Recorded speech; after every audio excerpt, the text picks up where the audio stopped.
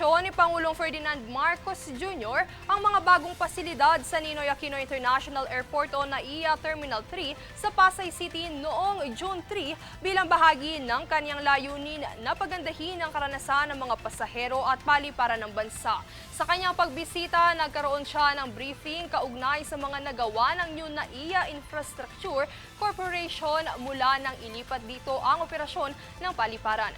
Kasunod nito, personal na nilibot ng Pangulo ang mga bagong ayos na bahagi ng paliparan tulad ng Immigration Area, OFW Immigration Annex, OFW Lounge at Rest Area, TNVS Area at Arrival Curbside.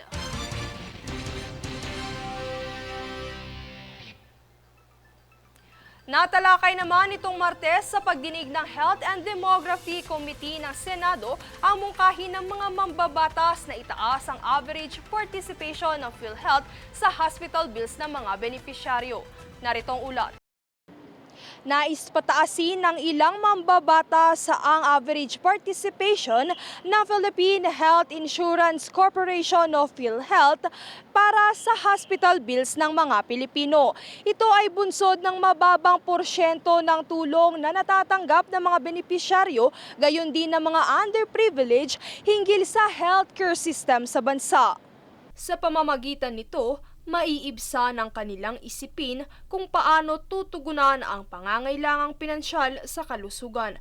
Halimbawang senaryo na ibinahagi ni Senator Christopher Bongo ay ang paglapit ng iilan sa mga politiko dahil sa hindi sapat ang tulong na nakuha mula sa government health insurance.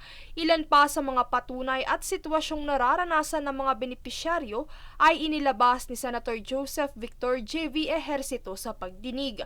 Kabilang dito ang hindi pantay-pantay na cap percentage sa bills ng mga pasyente kung saan ilan dito ay nasa below 1% lamang. Unfair kung ituring ng mga mambabatas ang sistemang ito ng PhilHealth sapagkat ilan sa mga contributors ay lugi sa panahong kanila ng kailangan ang benepisyo sa insurance. Samantala, isa sa mga tiniyak na aksyong ginagawa ngayon ng State Health Insurance ay ang pag-a-adjust ng pondo kung saan inilalaan ang malaking porsyento nito sa mga sakit na lubhang nakapipinsala at nangangailangan ng malaking halaga gaya ng cancer na nakapaloob sa Z-benefit.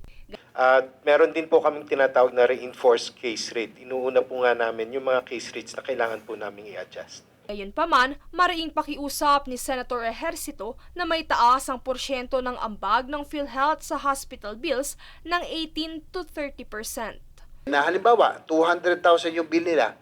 Kung sinagot ng PhilHealth, at least 70,000 to 100,000, para ang laking bagay nun. So I'm hoping that the PhilHealth under your leadership will change, will adjust the case rates, no, so that yung participation natin will increase. Ganito rin ang ipinunto ni Senator Go patungkol sa naturang issue. Kung tinaasan ng coverage ng PhilHealth, mas kampante tayo, yung mga mahirap nating kababayan magpa-check up at magpa-hospital. Ilang buhay ang masasalbar ninyo. Dapat po'y talagang napakahalaga po rito, lalong-lalo na po ang PhilHealth at ang DOH to work together. Princess Castro nag-uulat para sa Golden Nation Network.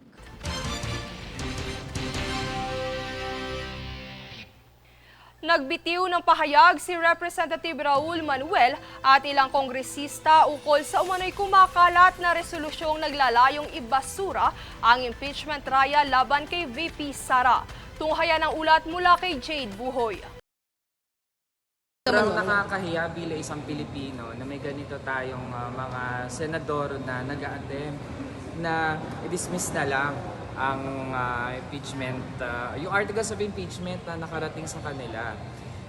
With all due respect, we remind all senators na bahagi ng pag-take nila ng posisyon ay yung pagtakol ng kahit anong articles of impeachment. Ito ang matinding reaksyon ni Kabataan Party List Representative Raul Manuel kaugnay ng umano'y Senate resolution na tila layong tapusin na lamang ang impeachment trial ni Vice President Sara Duterte. Ang umanong resolusyon ay umiikot sa Senado para hindi na ituloy ang impeachment proceedings laban kay VP Sara. Ayon naman sa kongresista, ang ganitong hakbang ay tila pagtalikod sa tungkuling dapat gampanan ng Senado. Giit niya malinaw sa batas na kailangang talakayin at pagdebatehan ng mga senador ang articles of impeachment. Bukod pa rito, ipinahayag ni House Assistant Minority Leader Arlene Brosas ang kanyang matinding pagkadismaya kaugnay ng nasabing resolusyon.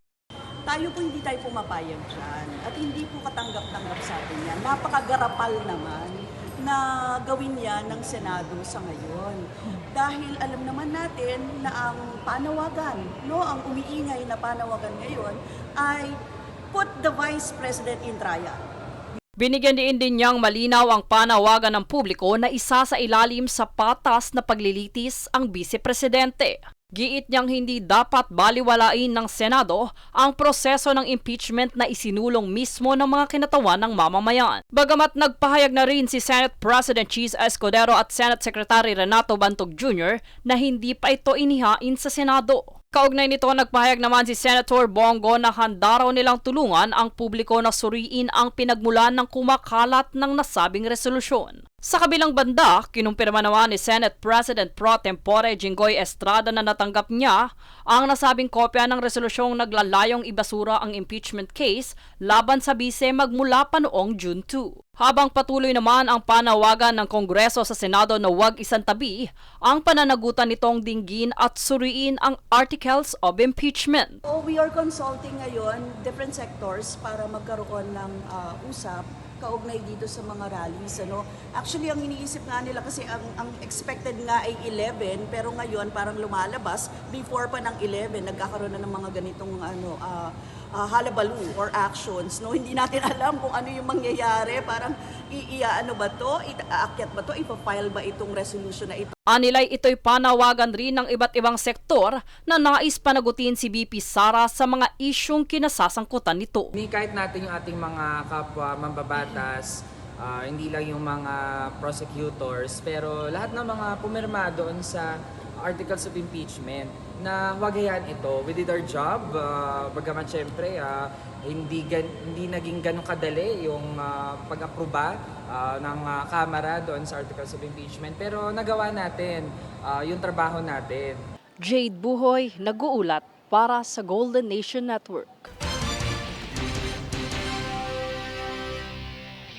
Bunsod ng kamakailang deadly accidents na naganap, ipinangako ni Transport Secretary Vince Dizon nitong Martes na reformahin ang road safety regulations sa bansa. Pag-aamin ni Dizon sa Commission on Appointments na ang mga naitalang insidente halimbawa na ang Solid North Bus sa Subic-Clark-Tarlac Expressway na ikinamatay ng 12 katao ay hindi lamang aksidente. Bagkus ito ay kanila umanong pagkukulang dahil maaari itong pigilan kung mas naipatupad ng maayos ang mga regulasyon.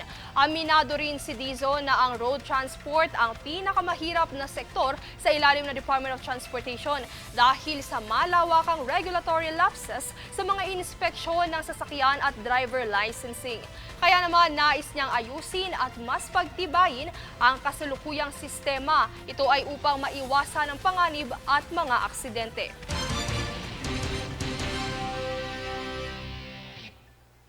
Samantala, pinuri naman ni Senator Grace Poe nitong Martes ang makabuluhang kontribusyon at serbisyo ni Secretary Vince Dizon para sa transportation sector. Ito ay makaraang matalakay sa pagdinig na Commission on Appointments na pinamumunuan ni Representative Lani Mercado Revilla ang ilang mga usapin patungkol sa PUV Modernization Program, rationalization at seguridad sa transportasyon. Ilan beses ding pinuri na senador ang kalihim kung saan kanyang sinabi na kung may custom fit man sa posisyon, ito ay si Dizon dahil sa kanyang transparency at urgency na umaksyon. Samantala, humingi naman ng suporta si Poe kay Dizon hinggil sa pending bill na National Transport Safety Board na layo magkaroon ng independent body na mag-iimbestiga sa transport accidents.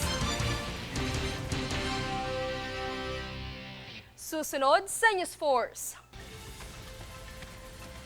Daryl Yap, naghain ng not guilty plea kaugnay ng kasong kinahaharap ng cyber libel.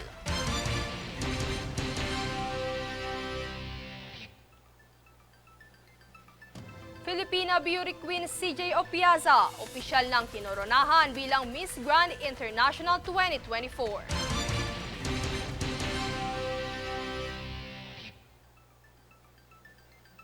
Elon Musk, binatikos ang panukalang batas ni US President Trump ukol sa buwis at pondo.